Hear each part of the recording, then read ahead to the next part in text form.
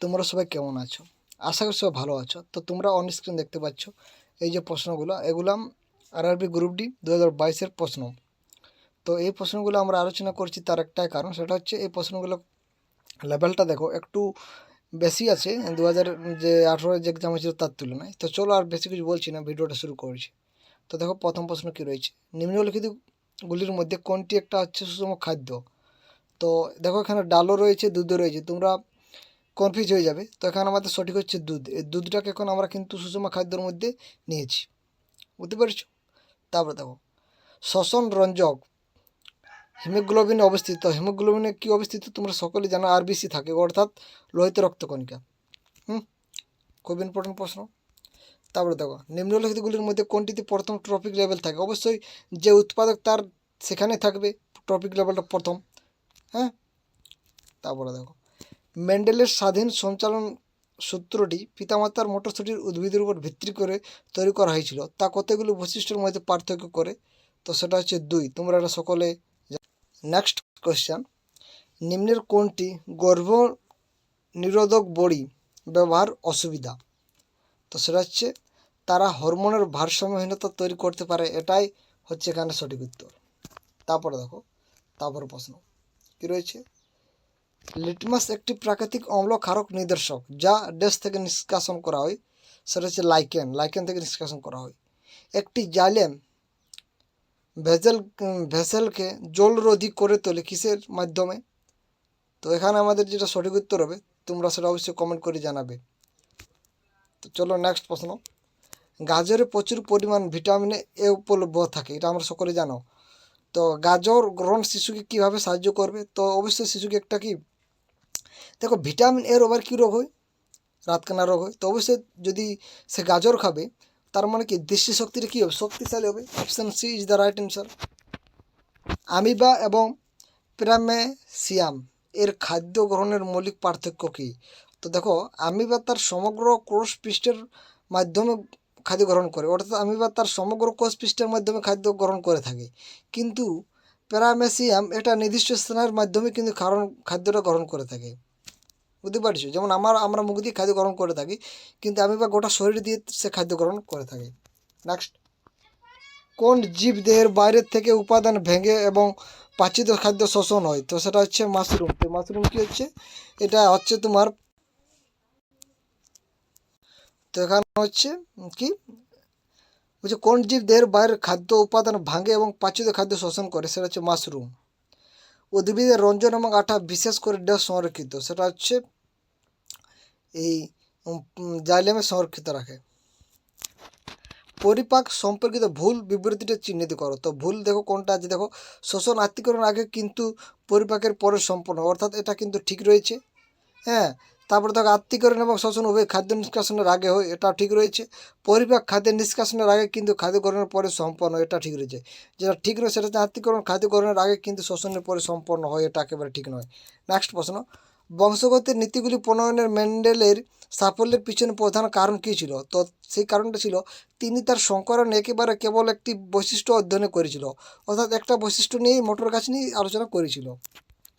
Mendel যখন খর্ব motor গাছের সাথে দীর্ঘ মোটর গাছগুলিকে সংকর জনন করেছিল তখন অপত্য সমস্ত গাছগুলি দীর্ঘ ছিল, কিন্তু তখন কুঞ্চিত বীজ সৃষ্টিকারী উদ্ভিদের সাথে বৃত্তাকার বীজ সৃষ্টিকারী সংকর জনন করেছিলেন তখন অপত্য ছিল গোলাকার বীজ।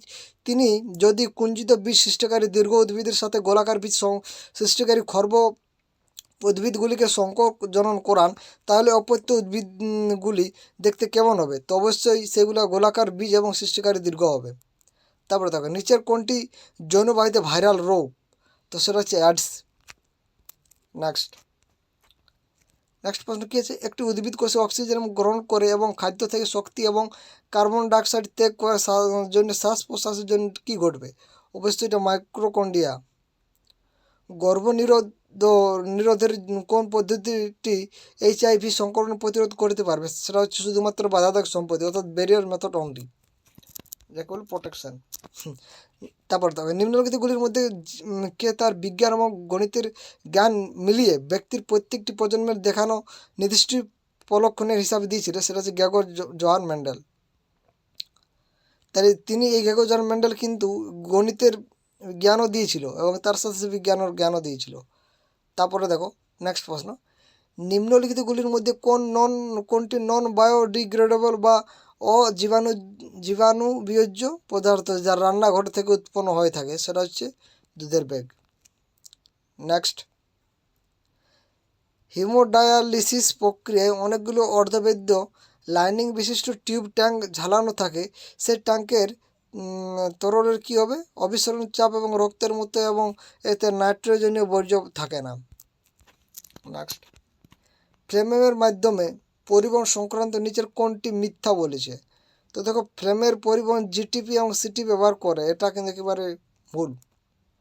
তারপরে দেখো, একটি দীর্ঘ উদ্ভিদ টিটি ক্যাপিটাল টি এবং একটি খর্ব উদ্ভিদ স্মল টি ক্রসের ফলে F1 অপত্য জন্তুর মধ্যে সব উদ্ভিদগুলি লম্বা হওয়ার কারণটা কি? তার কারণটা যে সবগুলোতে ক্যাপিটাল টি থাকবে তার জন্যেই। নিম্নলিখিতগুলির মধ্যে কোনটি উপস্থিতির কারণে মানুষের শ্বাসতন্ত্রের বায়ুর পরিমাণ কম থাকাকালীন বায়ু চলাচলের পথে সংকুচিত হয় না? সেটা হচ্ছে তরুণাস্থির নির্মিত বলয়। নিম্নলিখিতগুলির মধ্যে কোনটি জাইলেমের উপাদান নয়? সেটা হচ্ছে সঙ্গীকোষ। নিম্নলিখিতগুলির মধ্যে কোনটি উদ্ভিদ অঙ্গজ জ্বলন দ্বারা বংশবৃদ্ধি করে না? সেটা হচ্ছে আম।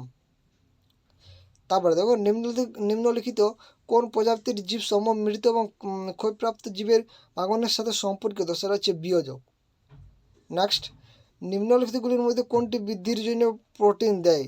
তো কোনটা দিবে? অবশ্যই ডাল দেবে। নেক্সট, জীবকোষে প্রোটিন তৈরির জন্য তথ্যের উৎস কোনটি হবে? সেটা হচ্ছে কোনটা হবে? জীবকোষে প্রোটিন তৈরির জন্য তথ্যের উৎস ডিএনএ।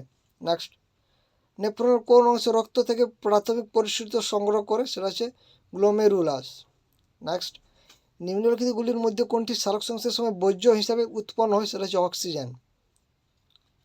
তারপরে দেখো, মানবদেহ পৌষ্টিক নালীর কোন অঙ্গটি বর্জ্য পদার্থ নির্গত করে? সেটা হচ্ছে কোনটি? পাউছিদ্র।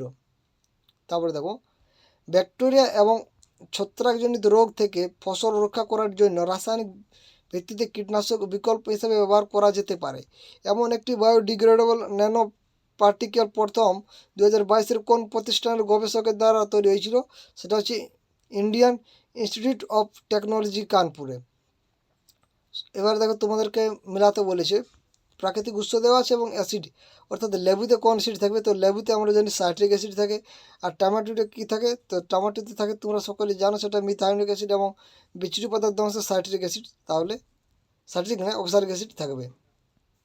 নেক্সট, তাহলে কী কী হচ্ছে?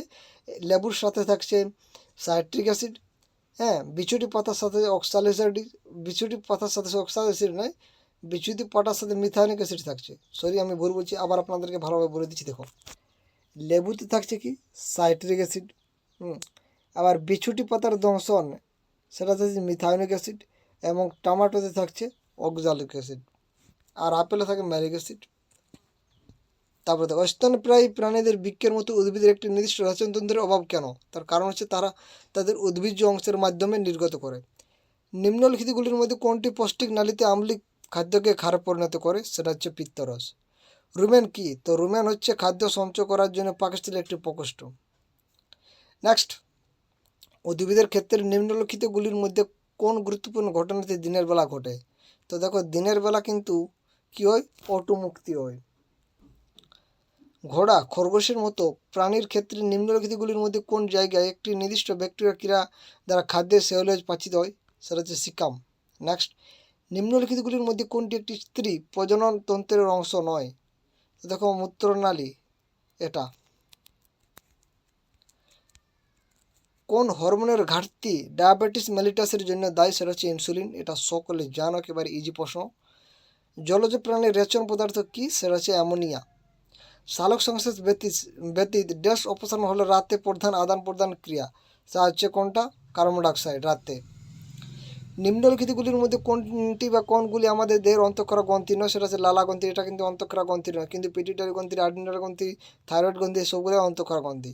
এটিপির প্রান্তীয় বন্ধনী ভাঙার জন্য জল ব্যবহার করলে কত শক্তি নির্গত হবে? তো 30.5 কেজি পার মোল। একটি বাস্তুতন্ত্রের খাদ্য শৃঙ্খল ও শক্তির প্রবাহ সম্বন্ধে কিছু বিবৃতি নিচে দেওয়া হয়েছে, ভুলটা কোনটা? তো ভুলটা যে পুষ্টিস্তর যত নিচের দিকে একটি জীব খাদ্য গ্রহণ করে তার শক্তি তত কম হয়, নিচের দিকে নয় উপর দিকে।